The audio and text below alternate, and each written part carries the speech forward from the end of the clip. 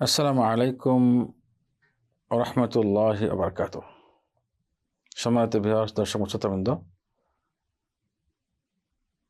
সালাত কোর্সের ৬৮ নম্বর পর্বে আমরা আরও কিছু মাসাইল জানবো ইনশাআল্লাহ তাআলা। একটি হলো যে রাত্রে দোয়া কবুলের সময় কোনটি। রাত্রে দোয়া কবুলের সময়ের ব্যাপারে আমরা জানবো এবং এখানে কি করণীয়, রাসূলুল্লাহ সাল্লাল্লাহু আলাইহি ওয়াসাল্লাম আমাদেরকে কি নির্দেশনা দিয়েছেন এ বিষয়ে আমরা জানবো ইনশাআল্লাহ। জাবের রাদিয়াল্লাহু তাআলা আনহু থেকে বর্ণিত, তিনি বলেন রাসূলুল্লাহ সাল্লাল্লাহু আলাইহি ওয়াসাল্লামকে আমি বলতে শুনেছি যে রাত্রে একটি সময় রয়েছে, যে কোনো মুসলিম ব্যক্তি সেই সময় দোয়া করলে, আল্লাহর কাছে চাইলে, অর্থাৎ আল্লাহর কাছে কিছু চাইলে, কল্যাণকর কিছু চাইলে ইনশাআল্লাহ, যেটা নাকি দুনিয়া আখিরাতের কল্যাণ হয় এমন কিছু চাইলে, দুনিয়ার বিষয় হোক বা আখিরাতের বিষয় হোক, কল্যাণকর কিছু চাইলে আল্লাহ সঙ্গে সঙ্গে তা দান করে দেন। আল্লাহ সঙ্গে সঙ্গে তা দান করে দেন বা দান করেন। এটা প্রত্যেক রাত্রিতেই। আমি অনুবাদটা আবার বলি। নিঃসন্দেহে মহানবী সাল্লাল্লাহু আলাইহি ওয়াসাল্লাম বলেন যে নিঃসন্দেহে রাত্রে একটি সময় রয়েছে, এই সময়ে যদি কোনো মুসলিম ব্যক্তি আল্লাহর কাছে কল্যাণকর কিছু চায়, সেটা দুনিয়ার কল্যাণ হোক বা আখিরাতের কল্যাণ হোক, আল্লাহ তাআলা সঙ্গে সঙ্গে তা দান করেন, এবং এটা প্রতি রাত্রিতেই। সহিহ মুসলিম 757 নম্বর হাদিস। দ্বিতীয় হাদিসটির ব্যাপারে আবু হুরায়রা রাদিয়াল্লাহু তাআলা আনহু থেকে বর্ণিত, রাসূলুল্লাহ সাল্লাল্লাহু আলাইহি ওয়াসাল্লাম বলেন যে আল্লাহ রাব্বুনা তাবারাকা তাআলা প্রতি রাত্রিতেই প্রথম আসমানে নাজিল হন, অর্থাৎ আসেন। আল্লাহ তাআলার আশা কেমন আল্লাহ ছাড়া আল্লাহ জানেন, এটা অন্য কেউ জানে না। আল্লাহ আসেন প্রতি রাত্রেই, আল্লাহ তাআলা নুজুল অবতরণ করেন প্রথম দুনিয়াতে, আমাদের দুনিয়াতে যেখানে আমরা বসবাস করি। এটা কখন? শেষ রাত্রিতে, অর্থাৎ যখন রাত্রের 1/3 বাকি থাকে, তখন আল্লাহ তাআলা আহ্বান করেন যে কে আমার কাছে দোয়া করবে, আমি তার দোয়া কবুল করব। অর্থাৎ আল্লাহ তাআলা আহ্বান করেন দোয়া করার জন্য, যে কে আমাকে দোয়া করবে, আমার কাছে দোয়া করবে, আমি তার দোয়া কবুল করব। কে আমার কাছে কিছু চাইবে, আমি তার চাওয়া পূরণ করব, দিয়ে দেবো তাকে। কে আমার কাছে ইস্তেগফার করবে, অর্থাৎ গুনাহ মাফ চাইবে, আমি তার গুনাহ মাফ করে দিব। এইভাবে আল্লাহ তাআলা আহ্বান করতে থাকেন প্রথম আসমানে এসে। আল্লাহ তাআলা আশা, আল্লাহ তাআলার শানে, আল্লাহ তাআলার জন্য যেমনটি হওয়া উচিত, যেমন হওয়া উচিত তেমনটি। কেমন, এই প্রশ্ন করা যাবে না। আসেন, এটা সাব্যস্ত হয়েছে সহিহ বুখারীর হাদিস এবং সহিহ মুসলিমের হাদিস। সহিহ বুখারী মুসলিম দুটির হাদিস। আল্লাহ তাআলা অবতরণ করেন, আসেন প্রথম আসমানে। বাকি কেমন, এই প্রশ্ন করা যাবে না। এটাই হলো সহিহ আকীদা। আল্লাহ তাআলার শানে যেমন হয় তেমন, এই প্রশ্নই করা যাবে না। ওকে, এই হাদিসটি সহিহ বুখারী 1145 এবং সহিহ মুসলিমের 758। আরেকটি মশলা আসি এবার।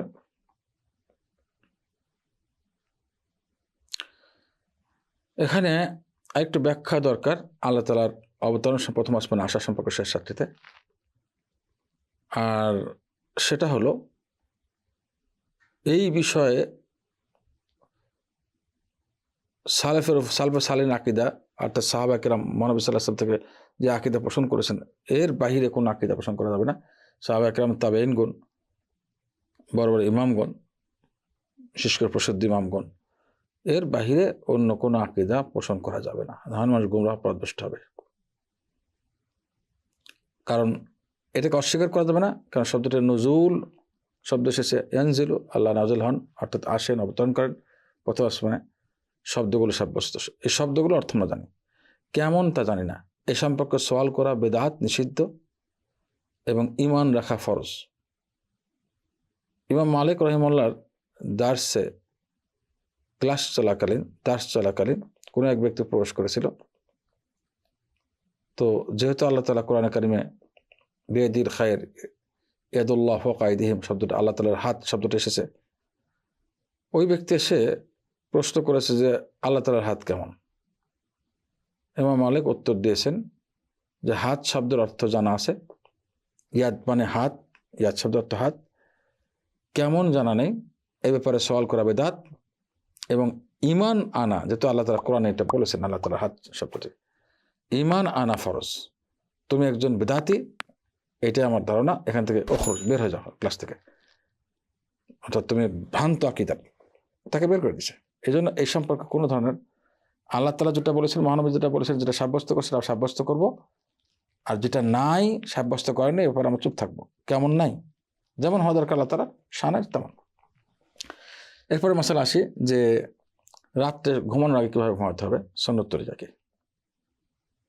সুন্নত তরিকা হলো কোনো মুসলিম ঘুমানোর আগে পবিত্র অবস্থায় এবং এশার পরে লেট না করে তাড়াতাড়ি ঘুমানোর চেষ্টা করবে, এবং তাড়াতাড়ি ঘুমানো সুন্নাহ। পবিত্র অবস্থায় এশার পরে লেট না করে 14 সম্ভব তাড়াতাড়ি শীঘ্র ঘুমানো সুন্নাহ, যেন শেষ রাত্রে তাড়াতাড়ি উঠতে পারে এবং স্বতঃস্ফূর্তভাবে উঠতে পারে। কখন উঠবে শেষ রাত্রে? সুন্নাহ হলো যখন মোরগের ডাক শুনবে। মোরগ ফেরেশতা দেখলে ডাক দেয় তারা, এবং বিশেষ করে শেষ রাত্রে বেশি ডাকে তারা। শেষ রাত্রে 1/3 যখন বাকি থাকে, এটা আল্লাহ তাআলার নির্দেশে হয় এবং ফেরেশতা দেখলে এটা করে। এই জন্য মোরগের ডাক শুনে তাকে গালি দেওয়া, বকা দেওয়া এটা নিষিদ্ধ হয়ে লাগবে। তো এবার আসুন মহানবী সাল্লাল্লাহু আলাইহি ওয়াসাল্লামের হাদিসটা আমরা নেই। আবু হুরায়রা রাদিয়াল্লাহু তাআলা আনহু হাদিস এটা। তিনি বলেন, রাসূলুল্লাহ সাল্লাল্লাহু আলাইহি ওয়াসাল্লাম বলেন যে শয়তান তোমাদের ঘাড়ের উপরে, তোমাদের যে কোনো কারো ঘাড়ের উপরে 3টি বাত দেয় ঘুমানোর সময়। শয়তান তোমাদের যে কোনো কেউ, প্রত্যেকের ঘাড়, এইটা ঘাড়, এই ঘাড়ের উপর 3টি কি করে? বাত দেয়, বন্ধন দেয় বা বাদ মারে, যাকে আমরা বাদ মারা বলি। এটা এক ধরনের জাদু, শয়তান এটা করে।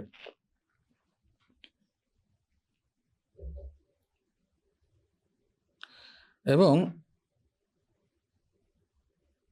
প্রত্যেক বাদের পরে ওখানে সে একটা থাপ্পড় দেওয়া হয়।